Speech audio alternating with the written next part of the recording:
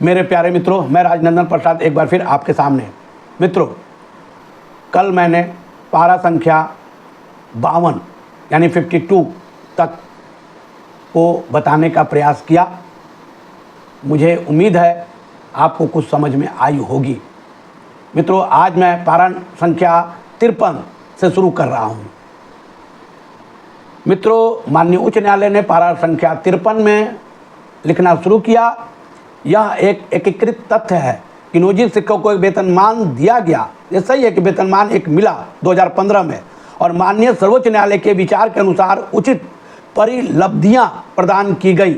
उपरोक्त उदाहरण के रेखांकित भाग में सुझाव देते हुए कहा गया कि नियोजित शिक्षकों के वेतनमान को बिना किसी अतिरिक्त परीक्षण योग्यता के सभ्य पारिश्रमिक प्राप्त करने के लिए बढ़ाया जाना चाहिए।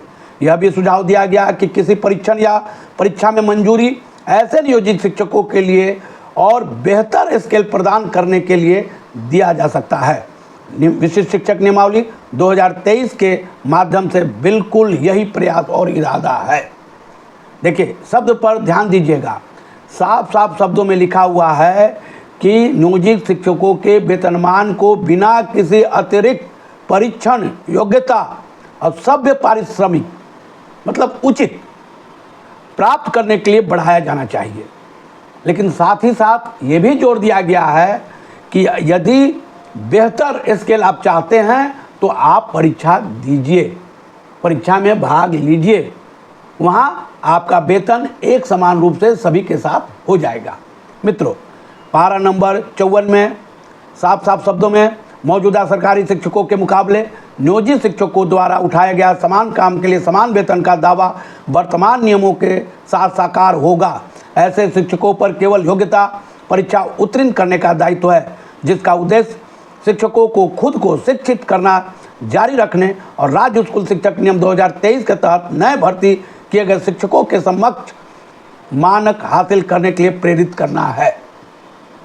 ठीक है, माननीय उच्च न्यायालय ने यही तो कहा कि यदि आप चाहते हैं कि समान काम समान वेतन हो, तो जो अध्यापक नियमावली जो बना, जिसके तहत 32-33 हज़ार अध्यापकों की नियुक्ति की गई, और विशिष्ट शिक्षक नियमावली के तहत भी जब आप बहाल होंगे तो आपका और अध्यापक नियमावली दोनों का वेतन लगभग एक समान हो जाएगा। मित्रों, पारा नंबर 55 में यद्यपि समान काम के लिए समान वेतन के सिद्धांत को संविधान द्वारा स्पष्ट रूप से मौलिक अधिकार घोषित नहीं किया गया है। ठीक है, समान काम समान वेतन कोई मौलिक अधिकार नहीं है, यह भी एक संवैधानिक लक्ष्य है, लेकिन इसे अमूर्त सिद्धांत के रूप में लागू नहीं किया जा सकता। सेवा मामलों में प्रशासन में दक्षता को बढ़ावा देने के लिए वेतन के प्रयोजनों के लिए योग्यता या अनुभव वर्गीकरण का उचित आधार हो सकता है। निश्चित तौर पर पारा नंबर 56 यह वही है जो वर्तमान मामले में हासिल करने की कोशिश की गई, और विशिष्ट शिक्षक हालांकि एक मरता हुआ कैडर होगा, उन्हें राज्य स्कूल शिक्षकों के साथ समानता मिलेगी। मैंने पूर्व में भी कहा, यह एक मृत कैडर है। नियोजित शिक्षक भी मृत कैडर हो गए और विशिष्ट शिक्षक भी मृत कैडर हो जाएं। ये दोनों जैसे जैसे रिटायर करेंगे वैसे वैसे ये कैडर में बहाल शिक्षक समाप्त हो जाएंगे, पद ही समाप्त हो जाएगा। जैसे सहायक शिक्षक का पद समाप्त हो गया, उसी तरह से नियोजित शिक्षक का पद समाप्त, विशिष्ट शिक्षक का पद समाप्त। बच कौन जाएगा? जो अध्यापक शिक्षक नियमावली 2023 के तहत बहाल हुए हैं बीपीएससी के द्वारा, TR1 TR2 और आने वाले समय में TR3 4 5 जो भी हो, अब वही शिक्षक एक समान रूप में बिहार में रह जाएंगे। मित्रों, पारा नंबर 57 सेवा न्याय शास्त्र में माननीय सर्वोच्च न्यायालय द्वारा प्रतिपादित सिद्धांतों के अनुरूप है। समान काम के लिए समान वेतन के सिद्धांत को लागू करने का सिद्धांत राज्य ने तर्क दिया कि शिक्षक की गुणवत्ता सुनिश्चित करने के लिए नीति में बदलाव तत्काल आवश्यक था, और इसके माध्यम से शिक्षा की गुणवत्ता में काफ़ी सुधार हुआ, जो उस संख्यात्मक ताकत की तुलना में एक निश्चित सुधार और प्रगति है जिसे पहले हासिल करने की कोशिश की गई थी। नई नीति सरकारी शिक्षकों के कैडर को पुनर्जीवित करती है, जो राज्य द्वारा वर्षों से प्राप्त अनुभव पर आधारित है और एक विशिष्ट उद्देश्य को ध्यान में रखकर बनाई गई है। अब तक केवल वेतन समानता वाले शिक्षक होंगे। अब तक केवल वेतन समानता वाले शिक्षक होंगे, जिन्हें राज्य स्कूल शिक्षक और विशिष्ट शिक्षक, सरकारी शिक्षक कहा जाएगा, जो निजी शिक्षकों के साथ सह अस्तित्व में है। राज्य स्कूल शिक्षकों और विशिष्ट शिक्षकों के बीच समानता है, जो सेवा न्याय शास्त्र में माननीय सर्वोच्च न्यायालय द्वारा प्रतिपादित सिद्धांतों के अनुरूप है। समान काम के लिए समान वेतन के सिद्धांत को लागू करने का सिद्धांत राज्य ने तर्क दिया कि शिक्षण की गुणवत्ता सुनिश्चित करने के लिए नीति में बदलाव तत्काल आवश्यक था। उसके माध्यम से शिक्षा की गुणवत्ता में काफ़ी सुधार हुआ। मित्रों, जिसे पहले हासिल करने की कोशिश की गई, नई नीति सरकारी शिक्षकों के कैडर को पुनर्जीवित करती है, जो राज्य द्वारा वर्षों से प्राप्त अनुभव पर आधारित है। एक विशिष्ट उद्देश्य से ये बनाई गई। अब तक केवल वेतन समानता वाले शिक्षक होंगे, जिन्हें राज्य स्कूल विशिष्ट शिक्षक कहा जाएगा। लोग नियोजित शिक्षक के रूप में बने रहेंगे। वे केवल वे व्यक्ति होंगे जिन्होंने परीक्षा में भाग लेने से इनकार कर दिया था या परीक्षा में उत्तीर्ण होने में असफल रहे। मित्रों, यहाँ साफ लिखा हुआ है, नियोजित शिक्षक के रूप में बने रहेंगे वे केवल वे व्यक्ति होंगे जिन्होंने परीक्षा में भाग लेने से इनकार कर दिया या परीक्षा में उत्तीर्ण होने में असफल रहे। वे समानता का आधार नहीं उठा सकते, समान काम के लिए समान वेतन का दावा नहीं कर सकते। नियोजित शिक्षक एक मृत कैडर होंगे, जो समय के साथ सरकारी शिक्षकों के कैडर के द्वारा प्रतिस्थापित होंगे। एक एकीकृत कैडर लाना, जिसमें आवश्यक शैक्षणिक योग्यता के साथ साथ प्रशिक्षण योग्यता भी हो, उनके कौशल की लिखित परीक्षा में परीक्षण किया जाएगा।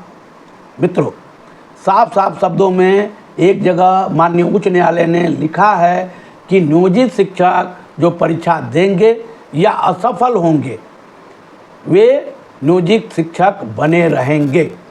मित्रों, पारा नंबर 58, हमने सभी संवर्गों में कैरियर के प्रति प्रगति सुनिश्चित करने के उद्देश्य से पहले ही निर्देश जारी कर दिए हैं। उठाए गए तर्कों में से एक यह भी था कि जब विशिष्ट शिक्षक और नियोजित शिक्षक सेवानिवृत्त होंगे तो पद स्वचालित रूप से राज्य स्कूल सेवा को दे दिया जाएगा। जब हमारे निर्देशों का अनुपालन किया जाता है, 1:1 नियोजित शिक्षकों को द्वारा किया जाता है, तो अनिवार्य रूप से ऐसे प्रोन्नति के रास्ते को तब तक बनाए रखना होगा जब तक विशिष्ट शिक्षकों और नियोजित शिक्षकों का कैडर पूरी तरह से गायब न हो जाए। देखिए मित्रों, माननीय उच्च न्यायालय ने साफ शब्दों में कहा कि जैसे विशिष्ट शिक्षक और नियोजित शिक्षक रिटायर करेंगे तो ये पद चला जाएगा अध्यापक नियमावली 2023 के तहत, क्योंकि अब जो भी बहाल होंगे वो परमानेंट शिक्षक बहाल होंगे। एक कैडर होगा तो उसमें चले जाएंगे। लेकिन साथ साथ ये निर्देश भी है कि जब तक ये टीचर बचे हुए हैं, इनके पदोन्नति के रास्ते को बनाए रखना होगा ताकि उनकी भी प्रगति होती रहे।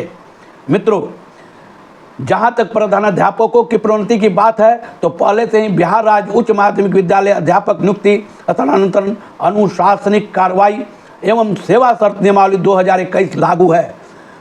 प्रारंभिक विद्यालय प्रधान शिक्षकों को बिहार विद्यालय प्रारंभिक विद्यालय प्रधान शिक्षक नियमावली 2024 के द्वारा विनियमित किया जाएगा। मित्रों, पारा नंबर 59, उपरोक्त तर्क पर हम निम्नलिखित निर्देशों के साथ रिट याचिका का निपटारा करते हैं। देखिए, पूरे 88 पेज के माननीय उच्च न्यायालय के आदेश में पारा नंबर 59 से आगे जो है वही मुख्य बातें हैं। आप इसको ध्यान से सुनेंगे। मैं एक एक लाइन पढ़ के आपको समझाने का प्रयास करता हूं। प्राथमिक विद्यालय शिक्षक नियम 2023 के नियम 4 के प्रावधान को रद्द किया जाता है। के प्रावधान को यानी परंतु, ये कौन सा शब्द था कि सक्षमता पास नहीं करने वाले शिक्षकों को हटा दिया जाएगा। साफ शब्दों में देखिए, ध्यान दीजिए, प्राथमिक विद्यालय शिक्षक नियम 2023 के नियम 4 के प्रावधान को रद्द किया जाता है। प्रावधान में परंतु शब्द है, उस परंतु को हटाया गया है। सक्षमता परीक्षा को नहीं हटाया गया। सक्षमता परीक्षा होगी, वो बनी रहेगी, लेकिन सक्षमता परीक्षा के जो परंतुक लिखा हुआ था, प्रावधान जो बनाया गया था, उसको हटा दिया गया। कोई भी शिक्षक परीक्षा दे नहीं दे, परीक्षा उत्तीर्ण होने के बाद वो विशिष्ट शिक्षक में न जाएं, उनकी सेवा नियोजित शिक्षक के रूप में बनी रहेगी। मित्रों, दूसरी बात, राज्य एक शिकायत निवारण तंत्र प्रदान करेगा, जैसा कि स्थानीय निकाय शिक्षक नियमावली 2020 द्वारा नियोजित शिक्षकों के लिए प्रदान किया जाता है। देखिए, विशिष्ट शिक्षक नियमावली के 12 नंबर पारा में यह प्रावधान को खत्म कर दिया गया था और उसके जगह पर सरकारी जो ऑफिसर्स होंगे उनके यहाँ आपको आवेदन देना है। अगर विवाद होता है तो सरकार के यहाँ ही आवेदन देना है। माननीय उच्च न्यायालय ने उस पारा 22 को, नियम 12 को रद्द कर दिया। पारा 12 जो उनका था वो रद्द हो गया और वो बहाल हो गया जो शिक्षक नियमावली 2023, जिसके तहत नियोजित शिक्षक आज भी नौकरी में हैं, वो बना रहेगा। तीसरी बात मित्रों, राज्य कैरियर में प्रगति के लिए भी प्रावधान करेगा और विभिन्न संवर्गों में एक अनुपात निर्धारित करेगा, ताकि राज्य द्वारा निर्धारित उचित शर्तों के अधीन प्रत्येक संवर्ग में प्रत्येक व्यक्ति पदोन्नति के लिए विचार किए जाने के हकदार होंगे। मित्रों, यहाँ पर साफ साफ लिख दिया गया कि राज्य कैरियर में एक अनुपात निर्धारित किया जाएगा राज्य द्वारा निर्धारित शर्तों के अधीन कि प्रत्येक संवर्ग में प्रत्येक व्यक्ति पदोन्नति के लिए विचार किए जाने के हकदार होंगे। यानी जो विशिष्ट शिक्षक बनेंगे उन्हें भी रास्ता रहेगा, जो अध्यापक नियमावली के तहत अध्यापक बहाल हुए हैं वह भी बरकरार रहेंगे, और जो नियोजित शिक्षक हैं जिनकी सेवा 4 साल 5 साल 10 साल जो भी बचे रह जाएंगे, उन्हें भी प्रोन्नति का लाभ देने पर विचार करते रहना है और देना है। मान्यवर, पारा नंबर 60, नियोजित शिक्षकों को जारी रखने और विशिष्ट शिक्षकों के रूप में नियमित नियुक्तियां करने के लिए राज्य द्वारा की जाने वाली कवायद को RTI अधिनियम 2009 की धारा 23 के प्रावधानों का पालन करना होगा। देखिए, साफ शब्दों में यहाँ लिखा हुआ है कि नियोजित शिक्षकों को जारी रखते हुए विशिष्ट शिक्षकों के रूप में नियमित नियुक्तियों करने के लिए राज्य द्वारा की जाने वाली कवायद को RTI अधिनियम 2009 की धारा 23 के प्रावधानों को पालन करना होगा। मित्रों, पारा नंबर 61, निर्दिष्ट प्रावधानों को निरस्त करने के साथ विवादित नियमों को बरकरार रखते हुए रिट याचिकाओं का निपटारा किया जाता है। देखिए, जो मैंने कहा, जिन नियमों पर उनकी असहमति थी माननीय उच्च न्यायालय को, उसको उन्होंने स्टक डाउन कर दिया, डिलीट कर दिया, लेकिन जो याचिकाकर्ता थे उन्होंने जिन बिंदुओं पर आपत्ति जताई थी उसको उन्होंने रहने दिया।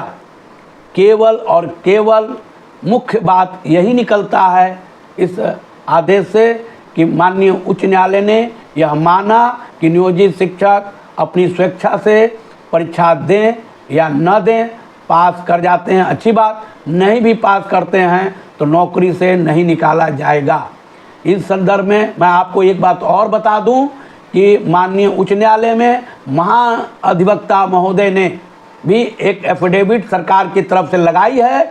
उन्होंने भी लिखा है कि जो सरकार के 5 अधिकारी जिन्होंने ये नियम बनाया था कि 3 बार सक्षमता परीक्षा देने के बाद भी अगर कोई शिक्षक सक्षमता परीक्षा पास नहीं करते हैं तो उनकी नौकरी समाप्त कर दी जाएगी, तो उसको तो स्टक डाउन किया ही गया। और साथ ही साथ मित्रों, ये आदेश भी दिया कि आपकी नौकरी बनी रहेगी। 62 नंबर पारा में हर बार की तरह माननीय उच्च न्यायालय जो लिखते हैं कि अंतवर्ती आवेदनों यदि कोई हो का निपटारा कर दिया जाएगा। मतलब कि सारा केस जो है अब डिस्पोज्ड हो गया और आपको ये आदेश दिया गया। मित्रों, सर्वोच्च माननीय उच्च न्यायालय का आदेश मैंने 1 से लेकर के 62 नंबर तक पारा आपको पढ़ के सुनाया। मित्रों, इसके बावजूद मैं आपसे बार बार निवेदन करूंगा कि आप मूल पाठ मूल आदेश जो है माननीय उच्च न्यायालय का वो उपलब्ध है। आप मेरे व्हाट्सएप नंबर 9234795725 पर भी आप मुझे व्हाट्सएप करेंगे। मैं इसका हिंदी रूपांतर जो मैं अपनी सरल भाषा में करने का प्रयास किया हूँ वो और मूल आदेश अंग्रेजी में वो भेज दूंगा। शिक्षक नियमावली 2020, विशिष्ट शिक्षक नियमावली 2023 और RTE एक्ट 2009 के संबंध में जितने भी कागजात हैं मैं आपको भेज दूंगा। मित्रों, आप लोग भी अपने स्तर से इसका अध्ययन करें, किसी से गुमराह होने की ज़रूरत नहीं है। आप खुद जानकार हैं और मैं आपको अंत में यही कहूँगा कि आप लोग खुद पढ़ें, किसी अच्छे वकील या अपने मित्रों से भी पढ़वाएं और पढ़ करके अच्छी तरह समझें कि विशिष्ट शिक्षक बनना उचित है नहीं है। इसमें मेरी कोई राय नहीं है। हर आदमी अपने स्वेच्छा के अनुसार, अपनी सुविधा के अनुसार वो किस परिस्थिति में कहाँ रह रहा है, अपने परिवार के साथ है, घर से बाहर है, वेतन क्या मिल रहा है, वहाँ जाने पर क्या मिलेगा, क्या क्या सुविधाएं बढ़ेंगी, आपकी नौकरी कितने दिनों के लिए है, ये सब खुद आप अध्ययन करें। मित्रों, मैं अंत में एक निवेदन जरूर करूँगा कि मेरे द्वारा दिए गए जो भी हम वीडियो बना रहे हैं उस वीडियो को पूरा देखिए। थोड़ा थोड़ा देखने से आपको नहीं समझ में आएगी। ये कहानी उसी तरह हो जाएगी कि 5 अंधे थे और हाथी के पास ले गए और बोला गया कि बताओ हाथी कैसा दिखता है। तो किसी ने उसका सूंड पकड़ा तो बोला रस्सी है, कोई पूंछ पकड़ा तो कुछ बोला, पीठ बोला तो दीवार बोला, कोई पैर पकड़ा तो खंभा बोला। कहने का मतलब कि वो स्थिति नहीं होनी चाहिए। आप लोग पूरा जब सुनिएगा निश्चित तौर पर आपको लाभ मिलेगा और इसके बावजूद उपलब्ध है सारा उसको आप पढ़िए और उसकी विवेचना कीजिए। मित्रों, अंत में मैं आपसे निवेदन करूंगा कि मेरे चैनल को आप लाइक कीजिए, सब्सक्राइब कीजिए, बेल बटन दबाइए और मित्रों आप देख रहे हैं इसके लिए बहुत बहुत धन्यवाद। धन्यवाद। जय हिंद।